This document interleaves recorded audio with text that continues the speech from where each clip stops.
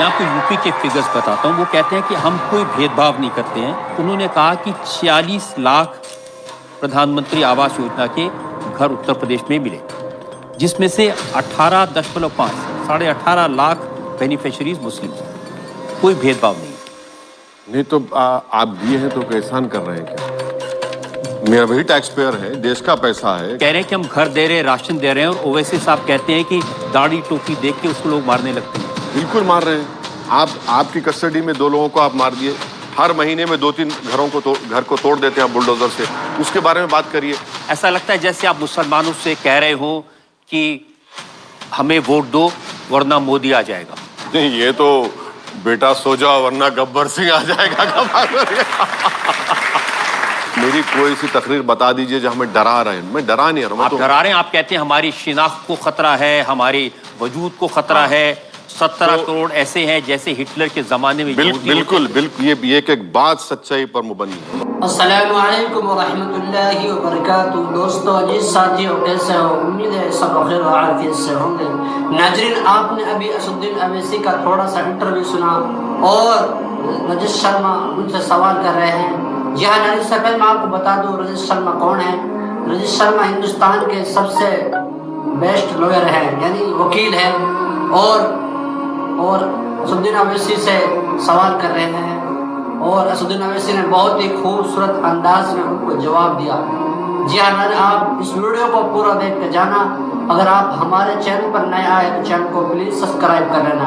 Comment में आप लोगों की क्या राय है, आप लोगों को क्या मशवरा है, वो हमें जरूर बता रहा हूँ। मोदी जी ने तो आपकी अदालत में कहा था, मैं चाहता हूँ मुसलमान के एक हाथ में कंप्यूटर हो और दूसरे में कुरान। मोदी जी हमारे हाथ में कुछ रखे ही नहीं है। हमारा घर ही छीन लिए, मस्जिदों को छीन रहे हैं, शनाख्त को छीन रहे हैं। वो तो मैंने मोदी जी डायलॉग अच्छा मारते हैं माशाल्लाह से, वो उनका कोई मुकाबला नहीं है। आपकी एक तकरीर मेरे पास है हाल ही में।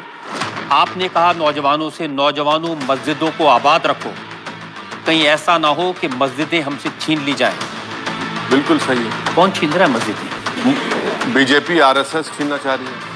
और ऐसा कोई दिन नहीं जाता जहां पर बीजेपी आरएसएस की तरफ से बोला नहीं जाता कि हम भारत में ऐसे इतने हजारों मसाजिद हैं, उसको हम लेकर रहेंगे। खुला कहते हैं वो लोग। तो आप भी तो खुला कहते हैं, पार्लियामेंट में बाबरी मस्जिद जिंदाबाद। हाँ बिल्कुल, मैं अभी कह दूंगा जिंदाबाद बाबरी मस्जिद। गुनाह क्या है सर? फ्रीडम ऑफ एक्सप्रेशन है मेरा ये। मैं कह रहा हूँ कि इस्लामिक धर्म के लिहाज से जिस जगह मस्जिद बन जाती है, वो जब तक दुनिया अल्लाह कायम रहेगा मस्जिद ही रहेगी। आप उसको तोड़ दें, कुछ करें। देखिए, सुप्रीम कोर्ट का फैसला है और आप कहते हैं कि मक्कारी से बाबरी मस्जिद ले ली। सुप्रीम कोर्ट ने जो फैसला दिया, हम उसको जो गलत मानते हैं, इसलिए कि सुप्रीम कोर्ट ने फेथ की बुनियाद पर दे दिया। फेथ की बुनियाद पर दिया। अब अगर फेथ की बुनियाद पर आप दे देंगे तो फिर उसका कोई रोक टोक ही नहीं है। अब वैसे साहब हो गया ना, अरे फैसला हो गया, वहां पर इतना भव्य राम मंदिर बन गया, लाखों लोग वहां जा रहे हैं। अब छोड़िए उसको, कहां उसमें। यही बात आप उन यहूदियों से कहिए जिसको हिटलर ने 60 लाख यहूदियों को गैस के चेंबर में डालकर मार दिया था। वो 1930s की दास्तान को 2024 तक बोलेंगे।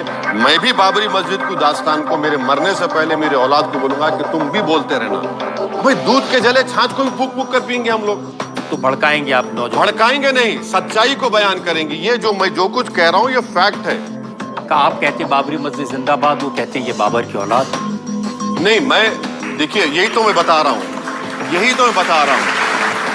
मैं बाबर का स्पोक्स पर्सन थोड़ी हूँ। तो क्या फिर नरेंद्र मोदी और बीजेपी नाथूराम गोडसे के स्पोक्स पर्सन है? अगर मैं बाबर का स्पोक्स पर्सन तो आप बन जाइए उनके स्पोक्स पर्सन। आप नाथूराम गोडसे के स्पोक्स पर्सन बन जाइए। आखिर मेरा क्या ताल्लुक बाबर से, मेरा क्या ताल्लुक औरंगजेब से, मेरा क्या ताल्लुक जिना से? भाई क्या ताल्लुक? अगर ताल्लुक नहीं है तो आपके भाई अकबरुद्दीन साहब औरंगजेब की मजार पर गए, वहां चादर चढ़ाई, फूल चढ़ाए। देखिए, ताल्लुक नहीं है। सुनिए, जब आप सर, मैं आपको बोल रहा हूँ कि आप इंटरनेट खोलिए, वहां पर एक अल्लाह के वली की मजार है, शायद बुरहानुद्दीन गरीब या जरजरी बख्श रहमतुल्लाह गए, वहां पर गए तो आपके रास्ते में खबर आती, उन्होंने सिर्फ फातिहा पढ़ी और चले गए। फातिहा पढ़े और क्या करे, कुछ नहीं किए। अब उसको बोले अरे वो गए, अरे नहीं वो जो अच्छा मोदी जी बहादुर शाह जफरी खबर पे गए, अच्छा था वो। बताइए आप।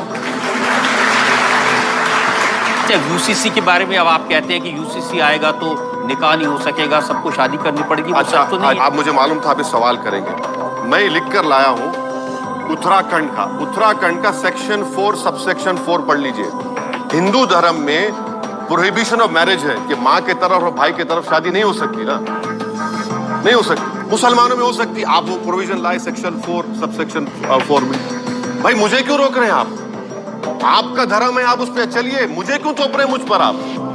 और आप ये क्यों समझ रहे हैं कि हमारा धर्म की मोरालिटी अच्छी है, मेरे धर्म की मोरालिटी खराब है? देखिए, पुष्कर सिंह धामी से मैंने पूछा था, वो आपकी अदालत में आए थे, तो उन्होंने कहा ये जो एक मुसलमान 4 शादी करते हैं, ये भी हलाला होता है, इस सबको रोकने के लिए कानून। नहीं, देखिए ये झूठ कह रहा है पुष्कर सिंह धामी, झूठा है वो।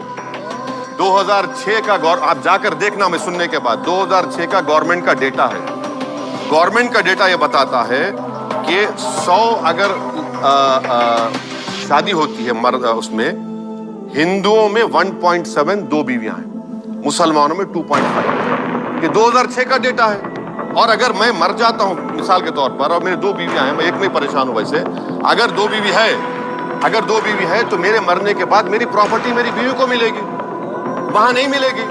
आप अक्सर कहते हैं कि हिजाब वाली लड़की को देश की प्रधानमंत्री के रूप में आप देखना चाहते हैं, तो आप ऐसा ही क्यों चाहते हैं? ये जो बताया जा रहा है कि भाई हिजाब पहन लिए तो दिमाग पर कवर हो गया, नहीं, दिमाग पर कवर नहीं है। जो लोग ये समझते हैं कि हिजाब पहनने वाली लड़कियां बड़ी बैकवर्ड हैं, ऑप्रेस्ड हैं, उनका दिमाग खराब है।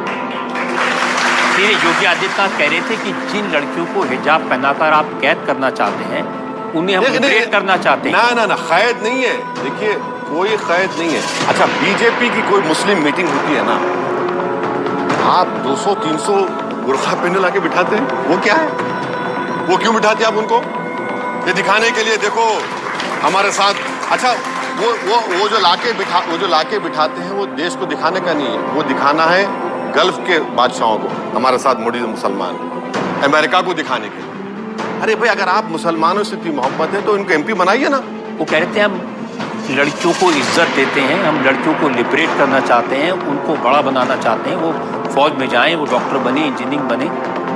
आप जो बुलडोजर इस्तेमाल कर रहे हैं, आप महिला के नाम पे घर इलाहाबाद का पति को नोटिस देके घर तोड़ देते हैं, तो आपकी कौन सी बातों पर हम यकीन करेंगे? सितमगर तुझसे उम्मीदें वफा होगी जिन्हें होगी, हमें तो देखना यह है कि तू जालिम कहां तक।